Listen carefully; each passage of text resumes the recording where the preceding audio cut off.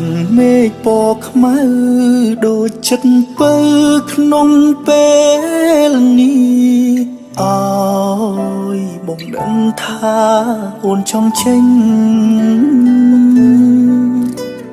ព្រមបងបានគិតទុកថាអូននឹងអងស្រឡាញ់បើពេលនេះអូនចេញក៏ខាត់មិនបានបងព្រមទទួលហើយដែលត្រានត្រើយគិតបែបនេះមិនគួរលើកលែងទង់ឲ្យបងមិនចេញលួងលោមក៏មិនបាននៅថ្នាក់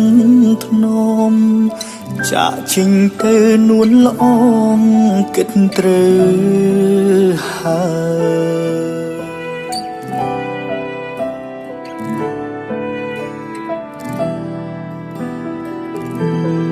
គេម្នាក់នោះគឺជាមនុស្សល្អចេញកំដរពេលអូនយំហើយគេក៏សាកសមនឹងមុំដែលអូនត្រូវការមិនដូចបងមានតែចិត្តស្មោះតែតែងធ្វើឲ្យស្ងួនឯកាគ្រាន់ចង់ប្រាប់អូនថាបងស្រឡាញ់អូនណាស់អូនទៅហើយវិលវិញបានទេបើសិនគេបងអូន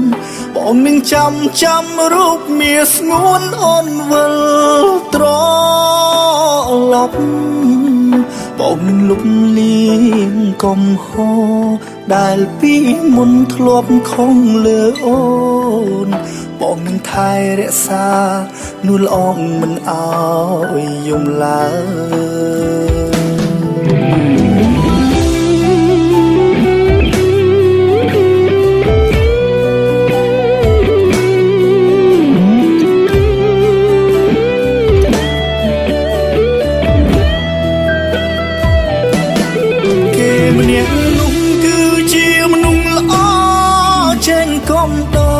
ពេលអូនយំហើយគេក៏សាកសមនឹងមុំដែលអូនត្រូវការមិនដូចបងមានតែចិត្តស្មោះតែតែងធ្វើឲ្យស្ងួនឯកាគ្រាន់ចង់ប្រាប់អូនថាបងស្រឡាញ់អូនណាស់អូនទៅហើយវិលវិញបានបងអូនបងនឹងចាំរូបមាស្ងួនអូនវិលត្រឡប់បងនឹងលុបលាងកំហុសដែលពីមុនធ្លាប់ខំលើអូនបងនឹងថែរក្សានួនល្អងមិនអោយយំឡើយបងនឹងថែរក្សានួនល្អងមិនអោយយំ